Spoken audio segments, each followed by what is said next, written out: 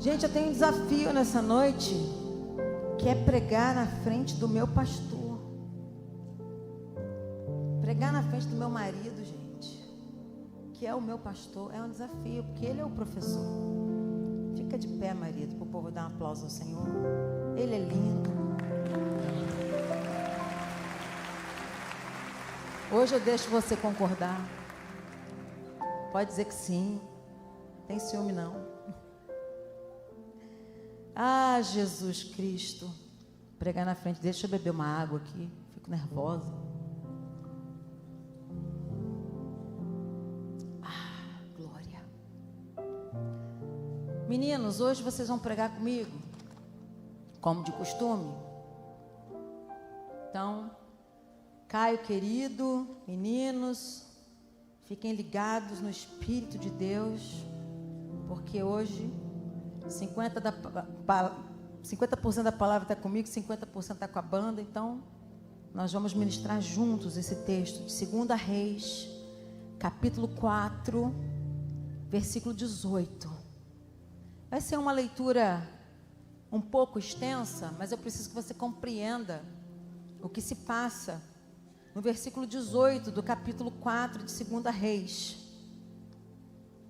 Diz assim: e crescendo o filho, sucedeu que um dia saiu para seu pai, que estava com os segadores, e disse a seu pai: ai, minha cabeça, ai, a minha cabeça. Então disse ao moço: leva-o à sua mãe. E ele o tomou e o levou à sua mãe, e esteve sobre os seus joelhos até o meio-dia e morreu. E subiu ela e o deitou sobre a cama do homem de Deus, e fechou sobre ela a porta e saiu. E chamou seu marido e disse: manda-me já um dos moços e uma das jumentas, para que eu corra ao homem de Deus e volte. E disse ele: por que vais a ele hoje? Não é lua nova, nem sábado. E ela disse: tudo vai bem. Então abaldou a jumenta e disse ao seu moço: guia e anda, e não se detenhas ao caminhar, senão quando eu te disser. Partiu ela, pois, e veio ao homem de Deus ao Monte Carmelo.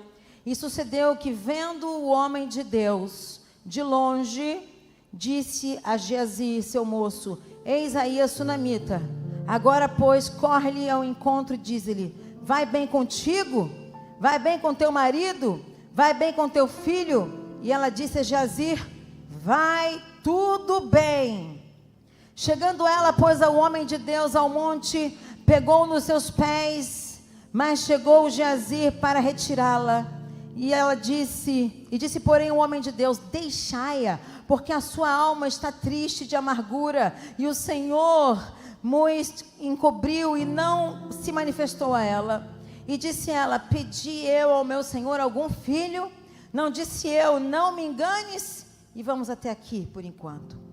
Eu quero dizer que Sumém era bem longe do Monte Carmelo.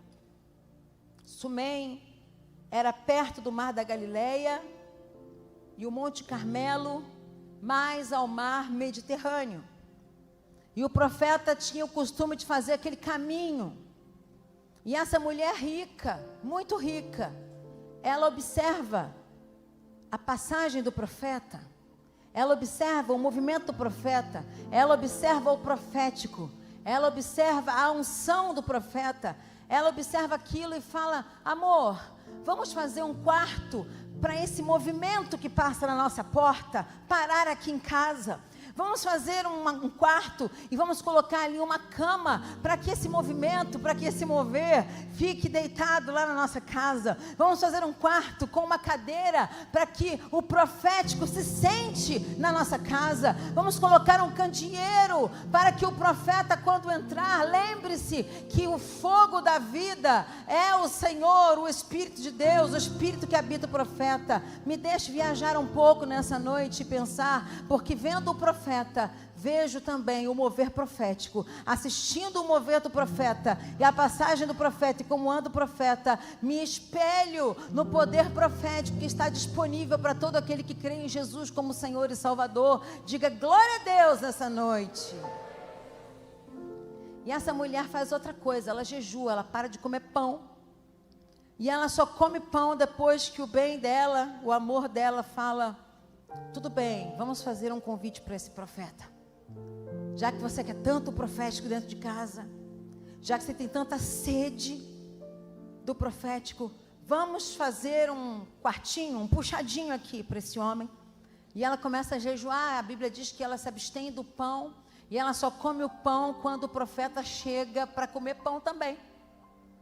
Isso é muito importante. O jejum dessa mulher fala de colocar a carne no lugar, porque o jejum não muda Deus, mas muda a gente.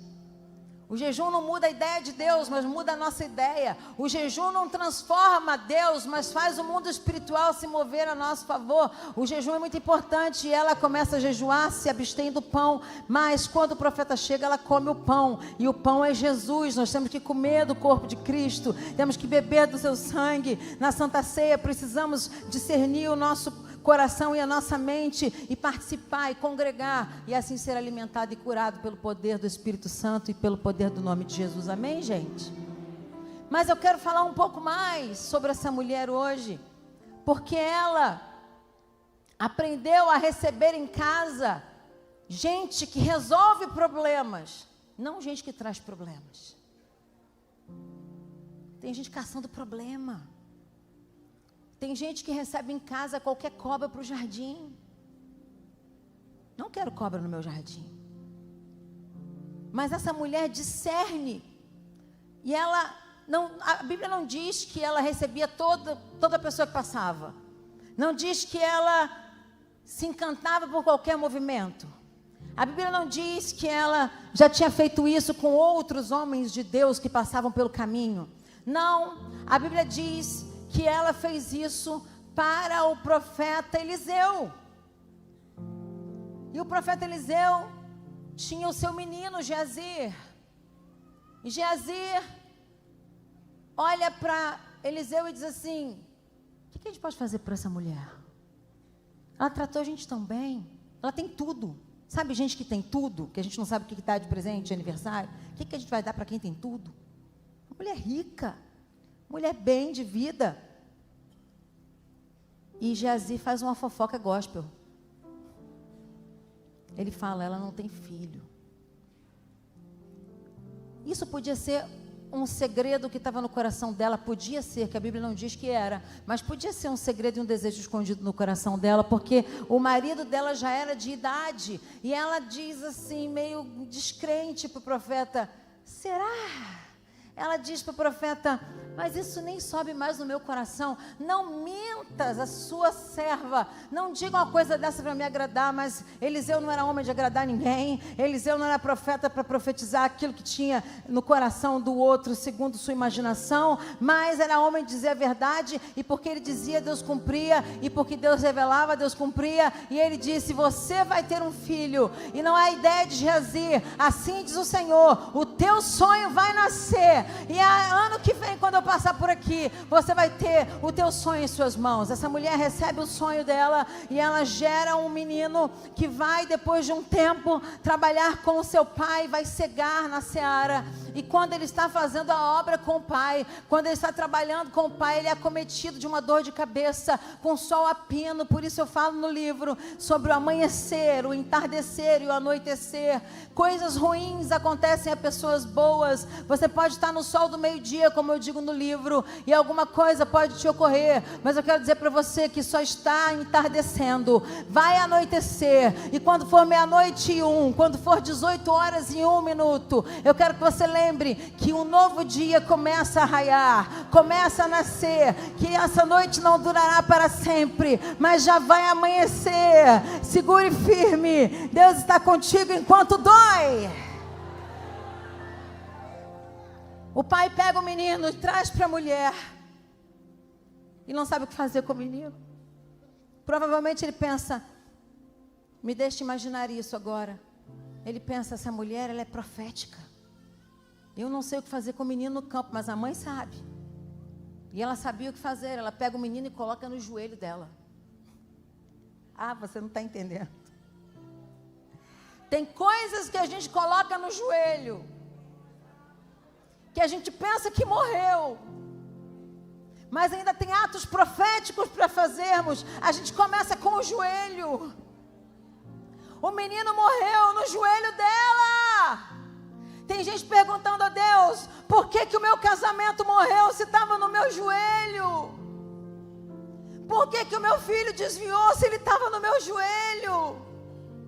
Por que eu fali aquela empresa se ela estava no meu joelho? Eu tenho colocado coisas no meu joelho e eu não tenho visto Deus fazer ainda. Eu quero dizer para você que você está no seu tempo, mas Deus está no tempo dele. O tempo de Deus se chama Kairos, o nosso tempo se chama Cronos. No livro eu explico isso melhor. Eu quero que você compreenda o tempo de Deus, as janelas proféticas. Quando você entra no tempo de Deus, você entra na janela profética do Senhor e vai buscar no futuro aquilo que você precisa no presente, e Deus te cura no passado, porque a palavra dele era, é e há de ser, nunca passou, nunca acabou. A palavra de Deus dura para sempre. E profeticamente nessa noite eu quero te dizer, aquilo que você colocou no teu joelho, ainda que esteja morto, viverá. Ainda que esteja morto, viverá. Aprenda a receber em sua casa quem resolve problemas e não quem traz problemas. Em meio ao trabalho com o próprio pai, a cabeça do menino doeu, e ele dizia, ai minha cabeça, enquanto dói, o pai teve uma luz, enquanto doía no menino, o pai trouxe para quem tinha os joelhos. E você pode receber no seu joelho algo que dói, que está doendo, que está te fazendo sofrer. Eu quero dizer, não desista, leve os seus problemas para quem conhece o profeta. Não leve o seu problema para a amiga da escola. Não leve o seu problema para o colega de trabalho. Tem gente que vive falando o seu problema para todo mundo. E às vezes é um problema de muitos anos. Você é conhecido pela sua dor. Porque dói, eu sei que dói, mas você está levando para a pessoa errada. Você precisa aprender a levar para quem conhece o profético, para quem conhece o profeta, para quem conhece o poder do Espírito Santo, para quem conhece a solução. Leve o seu problema ao profeta, e para quem conhece o profeta. O verdadeiro profeta sabe o que fazer enquanto dói. Está doendo hoje, mas o Espírito de Deus está no meio de nós. Tem saída para você. Tem saída para você. O verdadeiro profeta sabe o que fazer. Não confie em Geazi. Ele tem jeito de profeta, ele fala como profeta, ele serve ao profeta, mas o seu coração está no dinheiro. Tem gente que profetiza por dinheiro. Tem gente que imita o mover profético, e você acredita. Você precisa discernir quem realmente é profeta e de quem é aprendiz de profeta.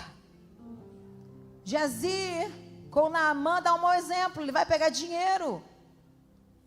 Geazi é aquele cara que anda com quem tem para justificar o que não tem.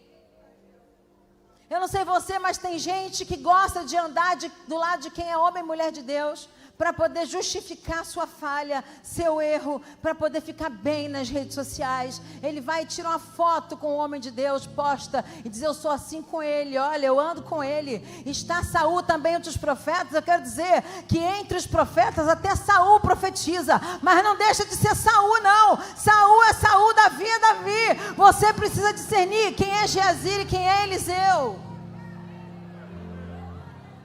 Eliseu é um aprendiz que logo se revela falso. Eliseu andava com Geazi, era um aprendiz que logo se revelaria falso. Mas Geazi não tinha nada de profético nele. Ele apenas andava com quem era profeta. Cuidado com gente que anda com profeta, que tira a onda de profeta, mas não é profeta. Tem trejeito de profeta. Faz cara de profeta. Eu nunca entendi bem esse negócio de fazer cara de profeta, mas tem gente que faz cara de profeta. Mas quando fala, falha a palavra.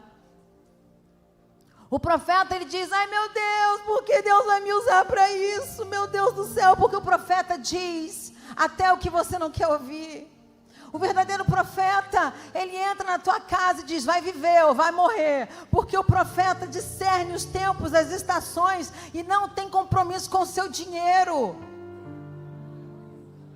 Ele sabe que tem a viúva para fazer o alimento para ele. Ele sabe que até os corvos trazem a comida. O verdadeiro profeta, ele anda no nível da intimidade com Deus, que ele sabe, ele tem certeza que não vai faltar por outro mês. Ele não sabe como, mas que vai chegar, vai chegar. Enquanto dói, essa mulher que conhecia o profeta leva a notícia do menino num cavalo selado, numa jumenta, pois ela não confiava em Geazi. Geazi chega primeiro e pergunta para ela, está tudo bem com a sua família? Está tudo bem com o seu filho? Ela olha para ele e fala assim, esse é um daqueles que eu não tenho que contar o meu problema. Esse é um daqueles que eu não posso abrir a minha vida. Ele anda com o profeta, dormiu lá em casa. Mas ele não é profeta. E ela vira para ele e diz assim, vai tudo bem. Não dê a confiança a qualquer um.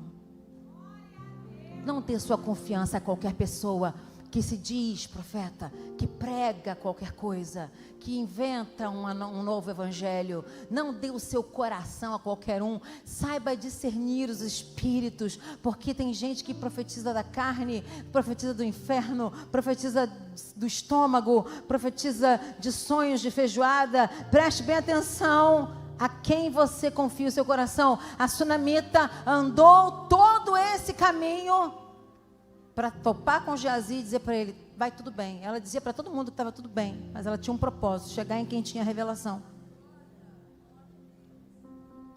Não confie em quem profetiza por dinheiro. Profecia não tem preço, mas tem valor. Quero que você entenda isso. Profecia não tem preço, mas tem valor. Tem valor no mundo espiritual. Profecia tem valor no mundo espiritual. Leve o menino ao lugar onde ele foi gerado. Leve seu sonho onde ele foi concebido. E espere o sopro do Espírito Santo. Deixa eu te explicar isso aqui. Eliseu fala, Geazi, faz o seguinte. Vai com ela, pega o meu bordão, encosta na cabeça do menino. Ela diz, não, eu quero quem tem autoridade comigo. Eu preciso falar com quem eu pude abrir o coração. Com quem falou que eu ia ter a criança e eu tive. E quando ele sai andando, Geazi sai correndo na frente para aparecer. Ele sai correndo para fazer aquilo que o profeta tinha feito, na esperança de ser igual ao seu senhor, a quem ele servia. Ele queria fazer o que ele tinha dito, então ele sai correndo, encosta no menino e nada acontece. Tem gente que ora, diz que faz, que acontece, e a gente não vê sair uma gota de óleo, não vê sair uma lágrima. A pessoa chora, não tem lágrima, é mentira, é lágrima de crocodilo. Tem gente que tem um bordão que não é seu e anda com o chapéu dos outros para tirar onda. Eu quero dizer, você precisa construir o seu próprio bordão. Você precisa ter o seu próprio cajado. Você não pode andar com o cajado dos outros. Você precisa profetizar segundo o Espírito Santo de Deus. Faça conforme a palavra te revelou. Não ande na revelação do outro. Ande segundo a revelação que Deus te deu. Não corra na frente de quem é a sua autoridade. Ande lado a lado com quem te ungiu. Ande lado a lado com quem é profeta. Ande lado a lado com quem sabe o que está fazendo. Oh! Quanto dói,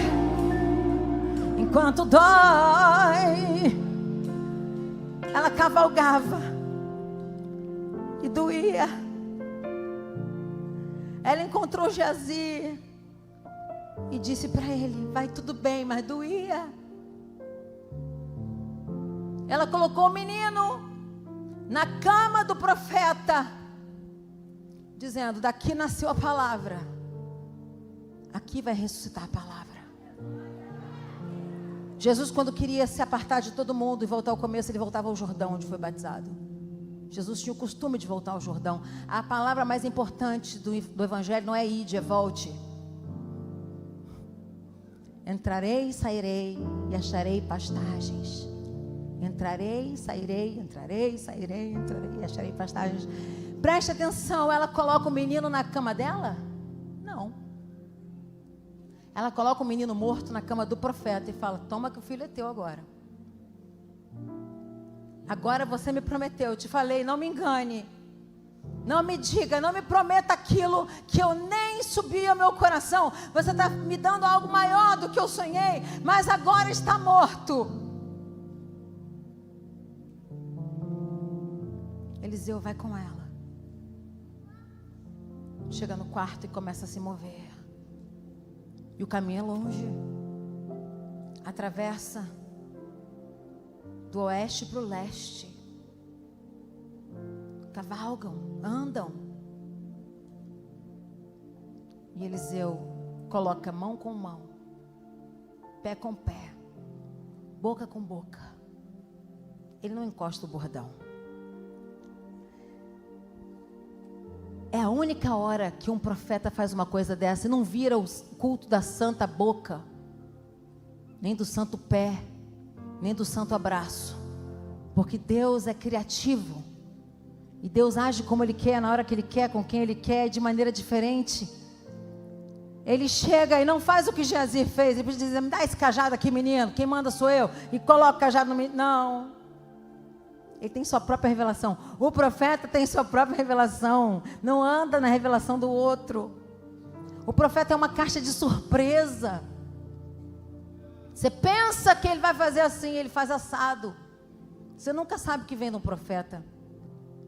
Mas quando ele coloca o seu fôlego e sopra na boca do menino, ele está fazendo o que ele viu Deus fazer lá em Gênesis. Ele está soprando na boca do menino, como ele viu Deus soprar na boca de Adão. E ele disse, Deus quando soprou na boca de Adão, no original, ele disse, Adão. E Adão recebeu o sopro da boca de Deus, e a vida voltou para o seu corpo. E da mesma maneira o profeta faz, porque sabia o que Deus tinha feito. E ele sopra na boca do menino. O menino dá 7 espirros e bate em pé. Eu quero dizer que Deus está soprando na boca do teu sonho nessa hora. Deus está colocando as mãos nas suas mãos nessa hora. Deus está colocando os pés dele nos seus pés nessa hora. Você vai ver se levantar o seu sonho. Você vai ver o seu sonho espirrar 7 vezes.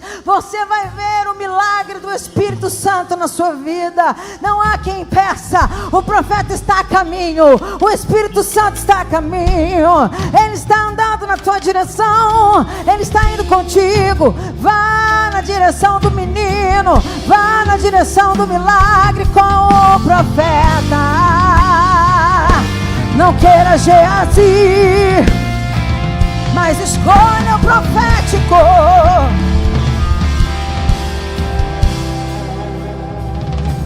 Uma vez eu estava numa reunião que tinha 2 auditórios, e no meio do auditório, isso não foi um sonho, isso foi verdade, isso aconteceu.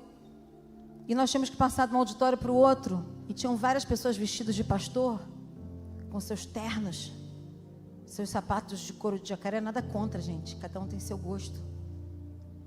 Mas com cartões na mão, e eles diziam para a gente, quando a gente passava, eu profetizo para vocês por tantos dinheiros. Lembra disso, amor?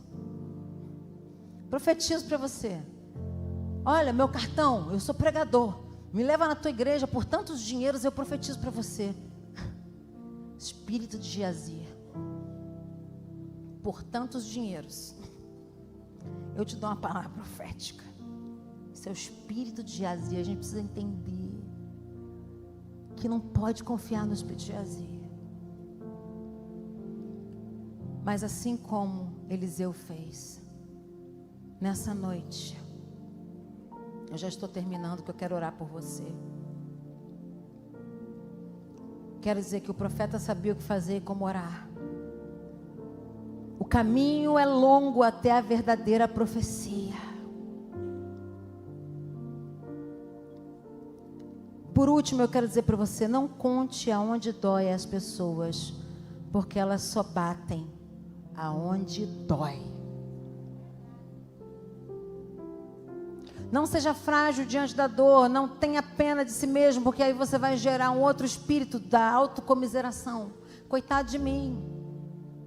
Coitado de mim. Queridos, eu gosto muito da história da Aimee Semple McPherson. É uma mulher que foi a fundadora do Evangelho Quadrangular. Ela estava na China com seu marido, que a ganhara para Jesus. E lá na China o marido morreu. Ela estava grávida de 7 meses. E ela volta para a América, para os Estados Unidos, para a América do Norte, com aquela criança no ventre. E ela tem sua bebê nos Estados Unidos e sua mãe ajuda a cuidar. E ela diz que vai parar o ministério porque seu marido havia morrido na China com ela. E ela não quer mais voltar ao ministério. Essa mulher tem uma infecção e ela tem que ter uma cirurgia, e ela estava completamente infeccionada, foi aberta 14 vezes em uma semana para ser completamente liberta da sepsemia, mas ela não queria voltar a pregar o evangelho, porque doía pregar, doía lembrar, doía saber que apesar de tudo ela estava sozinha. Apesar do ministério, do chamado, da visão, ela estava sozinha. Preste bem atenção nisso. Na hora dela ir embora para a eternidade, Deus perguntou para ela: você quer me servir? Ou você quer ir embora para a eternidade? Ela disse: Deus, eu vou te servir. Essa mulher foi curada imediatamente, quando ela decidiu servir ao Senhor, enquanto doía. Enquanto ela estava de luto, com a filha de 4 anos de idade, ela pega um carro, coloca uma tenda no telhado do carro, no teto do carro, e sai pregando o evangelho, montando a tenda em campos de futebol, com os jogadores irados com ela, fazendo traquejos, fazendo ciladas para ela, tentando matar ela. Mas ela viajava com a própria mãe e com a criança, e reunia as pessoas em tendas, para que elas fossem curadas pelo poder do Espírito Santo. Ela tinha uma dor dentro dela, mas algo não podia parar, a obra de Deus não podia ser deixada, o poder do Espírito Santo não podia ser apagado. Você pode ter dor e ainda ser feliz, você pode estar em dor e ainda pregar o evangelho, você pode estar passando por uma falta e ainda assim ser um crente acima de qualquer suspeita. Não é a dor que te define, não é a dor que te mata, não é a dor que te para, mas você está sendo chamado para, apesar da dor, andar no profético. Enquanto dói, eu olho para Deus, seguro em suas mãos, sua voz traz paz ao coração. Enquanto dói, eu vou descansar, eu vou confiar.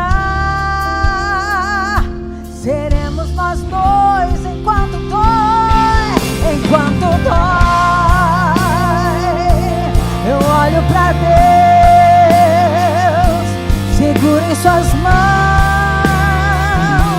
sua voz traz paz ao coração. Enquanto dói, eu vou confiar, eu vou descansar. Seremos nós dois enquanto dói. A Aimee chegou para pregar numa tenda lotada, e os homens que tinham, os jogadores de futebol tinham feito uma armadilha para ela no aparelho de luz. na chave de luz. E era para explodir aquilo no rosto dela. E ela foi ligar a luz da tenda, como a gente liga a luz da igreja, para começar a pregar sobre maravilhas e milagres. Sua mãe estava junto. Essa mulher sofreu muito, tem a história dela no meu livro. Ela chega para ligar a luz, e quando ela liga o relógio explode no rosto dela, na hora do culto, com a tenda cheia. E o rosto dela foi todo queimado na hora. Essa mulher passa uma pasta d'água na cara e sobe para pregar. Enquanto dói, a gente prega. Que mulher insuportável para o inferno. Que mulher insuportável. Essa sunamita, eu vou te dizer, insuportável para o inferno. Você que está aqui hoje, eu quero dizer, você é insuportável para o inferno. Porque enquanto dói você prega. Enquanto dói você anda. Enquanto dói você vive. Enquanto dói você tem revelação. Enquanto dói você anda no profético. Enquanto dói você sobe mais um pouco. Você é promovido. Enquanto dói. Enquanto dói. Olho para Deus. Segura em suas mãos. Sua voz traz paz no coração. Enquanto dói, eu vou confiar. Eu vou confiar. Eu vou descansar. Seremos nós dois enquanto dói.